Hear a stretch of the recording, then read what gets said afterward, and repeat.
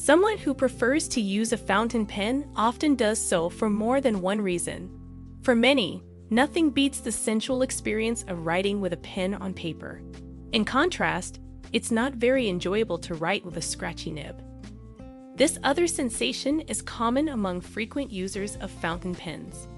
I am often asked whether there is anything that can be done at home to cure a scratchy nib, despite the fact that we provide our own maintenance services and free nib tuning on each pen or nib unit acquired from us.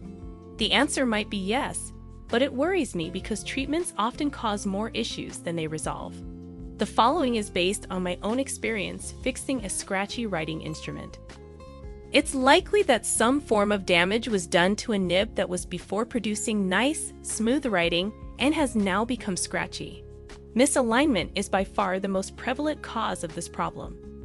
Tine alignment may shift if dropped or bumped. The first step is to check this.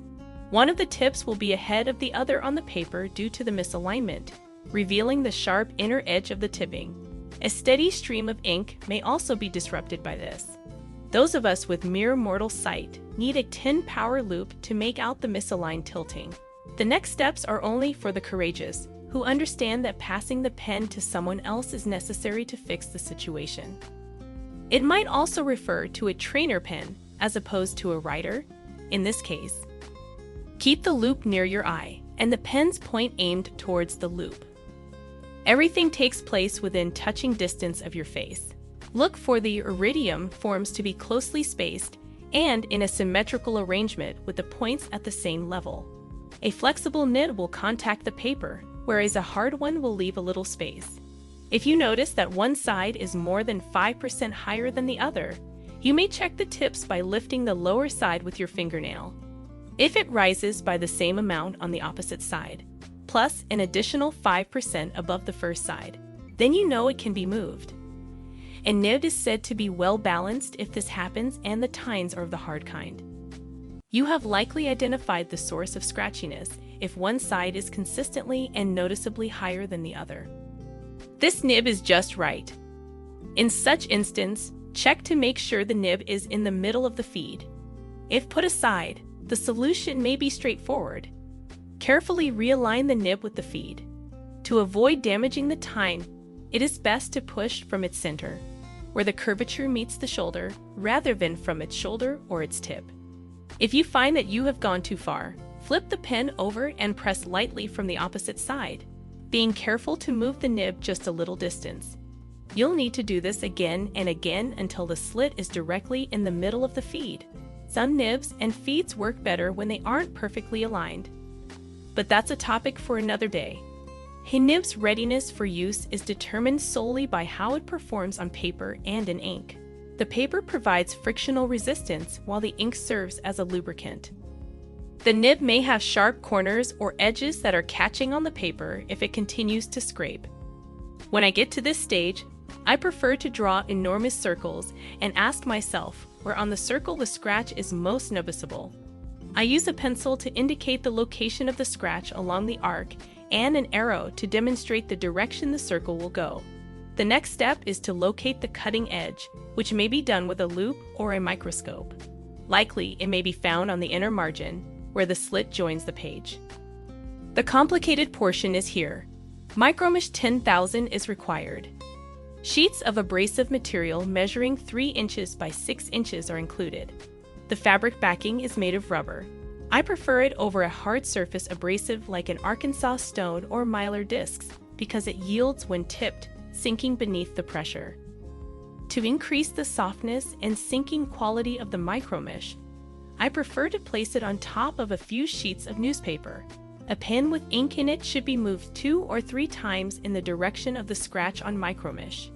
Put the pen down and try to replicate the circle again. The abrasive should have removed the sharp edge or corner if you had caught it. It is recommended that you repeat the operation many times while carefully monitoring the results with a 10-power loupe. A word of caution: despite the polished finish, micromesh is a rather abrasive material. Too much use might cause the nib's tipping substance to wear away. The results of this smoothing procedure may wind up being very unexpected. Sharp corners may be made in either direction by flattening the tip. It's more of an art than a science to smooth the tip of a pen, since one person's preferences won't always appeal to another. The following is a list of characteristics that certain hints may have, some of which may be seen as good and others as bad, depending on the context in which they are seen. The writer's ability to make concessions rests on their familiarity with these constraints. 1. It has a very fine point. It can make tiny scratches, so you may use it to jot down notes in the margins. These days, you can get disposable pens in a wide variety of styles, and they're all quite simple to use even if you've never used one before. These writing instruments function otherwise than fountain pens, and may be preferable in some circumstances, yet each of us has our own story to tell about why we choose one of these tools over another. The extra fine point, favored by most of our ancestors, may be quite readable. The extra fine point has a lot of teeth and might feel scratchy if you don't use the lightest touch. There are a few issues with the stock Pelikan M800BB nib. To begin with, the tipping isn't oriented properly, and secondly, the area where the ink would normally make contact with the paper is actually concave. Second, the inner edges are rounded. These days, it's common to find pens with rounded inner edges on the tips. The corner where the cut meets the paper has become rounded. This is done by the manufacturer to provide a seamless product. In other cases, though, skipping is the end outcome. Skipping is particularly annoying on the first stroke if ink doesn't get it to the paper when the tip contacts. Micromesh practice helps break in the tip, preventing skipping. It is feasible to get such close contact between ink and paper by eliminating material from the tip, which moves the slit closer to the writing surface. However, be aware of the caveats up above: an itchy, flat-footed pointer. Step 3. Making a foot. The ink will run along the foot as if it were a flat surface. Working with low pressure, on the proper paper, and at the right angle, the nib will hydroplane. This impact may manifest for some but not for others. It might be difficult to pin down at times. Sharp edges on the flat required for this effect might cause unwanted catching and dragging. A foot on a point might be either paradise or agony. Profile of a nib with flat feet. Which is better, a high or low angle foot? The typical writer is in mind when pens and nibs are manufactured and distributed. Every person's foot is somewhat different from everyone else's because the angle at which the writer's tip hits the paper is slightly rounded yet flat. The typical writing position for a pen is at a 55-degree angle to the page. Some people may not like the way the tip is trimmed if they prefer a steeper or shallower angle. Once again, the author may get the desired result with some smoothing cloth and a fresh foot. Take note of the disclaimer up top. 5. Writing is easier with wet nibs. A wet writing nib, all else being equal, will feel smoother than a dry one, since ink works as a lubricant, and the more ink there is beneath the tip, the smoother the pen will write. Writing with a pen that produces too much ink is inconvenient since the wet mark takes forever to dry and sometimes bleeds through the paper. The bleeding makes it harder to read and looks terrible. It is possible to boost the ink flow of a nib with a little modification. Avoid making this modification too drastically, since decreasing is more challenging. Do not do this if you are easily frustrated, since an unbalanced set of tines will cause the nib to write more scratchily. Refer to the second paragraph above. The rate of ink production is being increased. Boost the ink flow by catching the nib's shoulders with your thumbnails while holding the pen on a big open desk with the nib pointing upright and staring at the bottom of the nib, the feed.